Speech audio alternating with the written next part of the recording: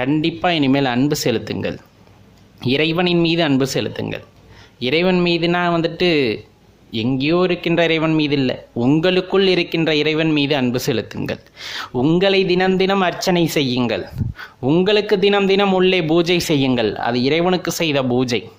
நமக்கெல்லாம் பார்த்திங்கன்னா சில நேரங்களில் ஒரு சந்தேகம் வருவதுண்டு, புறப்பொருளை தேடுவதா அகப்பொருளை தேடுவதா அப்படின்ட்டு. வாழ்வதற்கு புறப்பொருள் ரொம்ப தேவையான விஷயந்தான் இல்லைங்களே. சாப்பிட்றதுக்கு சாப்பாடு, இன்னும் ஆடம்பரமாக வாழ்கிறதுக்கு பொண்ணு பொருள், இதெல்லாம் சில பேர்த்துக்கு ஆடம்பரத்துக்கு தேவைப்படுது. ஆனால் அகப்பொருள்னு ஒரு விஷயம் இருக்குது. அதை தெரிந்து கொண்டால் இதைவிட பேரின்பம் கிடைக்கும் அப்படிங்கிறது பல பேருக்கு தெரியறதில்ல.